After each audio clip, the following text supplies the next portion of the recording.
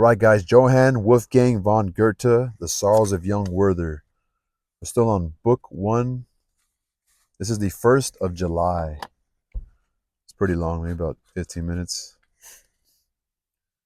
The solace Lottie affords the sick I can feel in my own poor heart, which is in a worse way than many a patient ailing on a sick bed.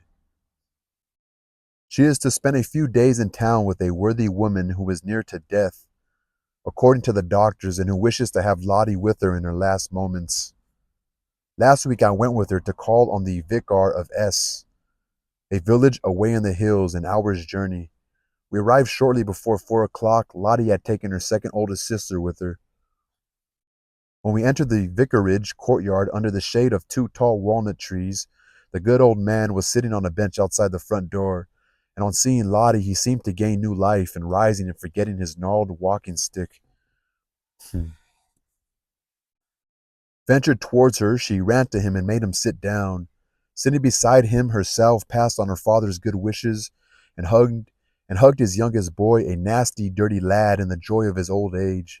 You should have seen the way she kept him amused, raising her voice because he is half deaf, telling him of young, healthy people who had died unexpectedly, singing the praise of Carlsbad and commending his decision to go there next summer, and saying she thought he looked a lot better and livelier than the last time she had seen him. In the meantime, I had paid my compliments to the vicar's wife. The old man grew quite high-spirited, and as I could not help admiring the beautiful walnut trees which shaded us so delightfully, he began to tell us their story, albeit with some difficulty. "That old one," he said, "we don't know who planted that one. Some say it was one vicar, and some say another. But the younger one over there is as old as my wife, 50 years old, come October. Her father planted it in the morning, and that same evening she was born. He was my predecessor here, and I cannot tell you how fond he was of that tree, and I'm sure I am every bit as fond of it myself. The very first time I set foot in this courtyard 27 years ago, when I was a poor student, my wife was sitting on a log years ago. No, my wife was sitting on a log beneath that tree knitting." Lottie inquired after his daughter. He replied that she had gone with Mr. Schmidt to see the farm workers in the meadows. Then the old man went on with his story, telling us how his predecessor had taken a liking to him, as had his daughter, and how he had become his curate and subsequently his successor. We had barely finished his tale, or he had barely finished his tale, when his daughter returned through the garden with the Mr. Schmidt we had heard of. She gave Lottie a warm and hearty welcome, and I must say I found her quite attractive. A lively, well-built brunette who would have entertained one very nicely for a short while in the country. Who would have entertained one very nicely for a short while in the country. Mr. Schmidt proved to be her beloved, and was a polite but reserved fellow, reluctant to join in our conversation, though Lottie repeatedly tried to include him. I was particularly vexed to gather from his facial expression that what prevented him from speaking was not want of wit, but rather a perverse ill humor. Unfortunately, this turned out all too plainly to be the fact of the matter. As we took a walk, a Frederick joined Lottie, and at times me as well. The gentleman's countenance, which was a rather dark shade anyway, visibly turned a more somber color, till Lottie tugged at my sleeve and informed me that I had been getting on too well by half with Frederick. Now, there is nothing I find more irritating than when people torment each other, and it is worst of all when young people in their prime, who might be enjoying all the pleasures life offers, ruin the few sunny days they have by pulling miserable faces, and never realize the error of their ways till it is too late to do anything about it.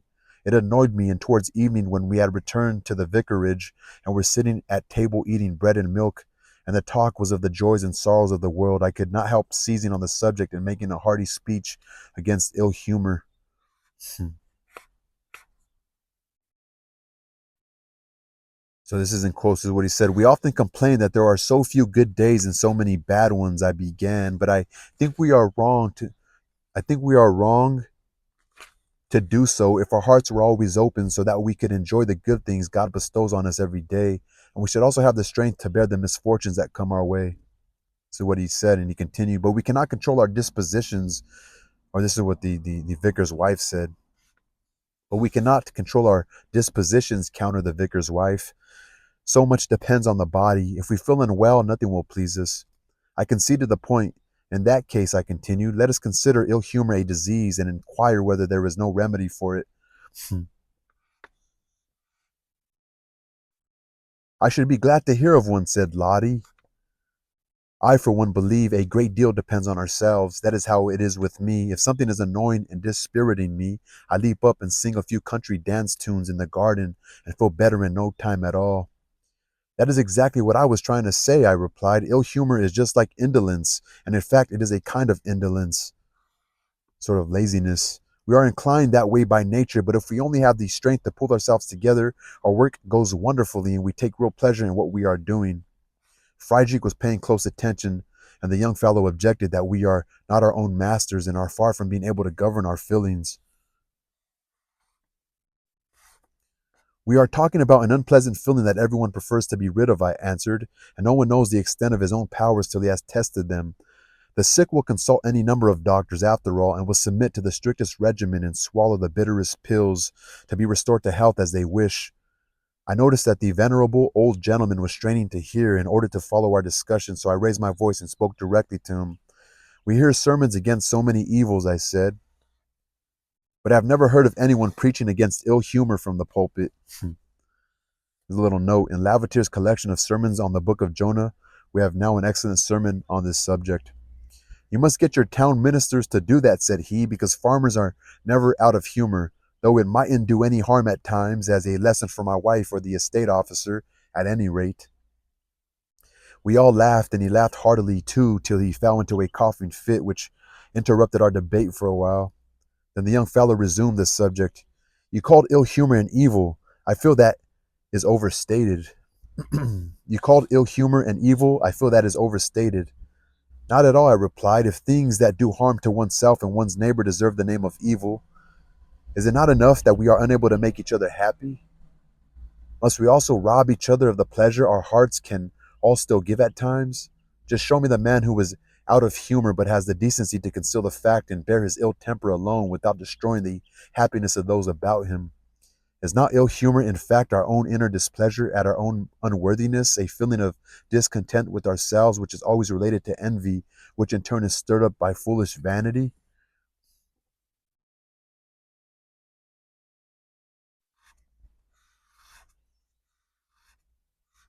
We see people who are happy and whose happiness is not of our making, and we cannot stand it.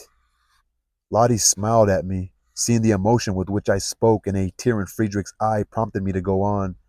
Woe betide those, I said, who use the power they have over someone's heart to rob it of the simple joys that are in its nature. All the presents and attentions in the world cannot make up for that moment of natural pleasure that the tyrant's envious cruelty has soured. This is kind of sparking my heart because I could be an insecure person. My whole heart was full at that moment. The recollection of various events in the past pressed upon my soul, and tears came to my eyes. Every day we should remind ourselves, I exclaimed, that there was nothing we can do for our friends but to leave them their pleasures and to increase their happiness by enjoying it with them. When their inmost souls are tormented by terrifying passion or torn with grief, can you afford them the slightest consolation? And then, when the last and most dreadful sickness seizes the creature you weakened in her prime, and she lies there wretched and exhausted, her dim eyes raised to heaven, the fever of death on her pale brow, and you stand by the bedside like a soul damned, then you sense deep down that your entire fortune cannot help her, and you are convulsed by the fearful thought that you would give everything to give this failing creature just a little strength, just a scrap of courage. As I said these words, the recollection of a simpler scene I As I said these words, the recollection of a similar scene I had once been present at overwhelmed me totally. Holding my handkerchief to my eyes, I left the room, and did not recover my self-possession until I heard Lottie's voice calling that it was time to go, and how she chided me on the way home for becoming too heatedly involved in everything. She said it would be the end of me, and I should spare myself. What an angel! I shall live for you.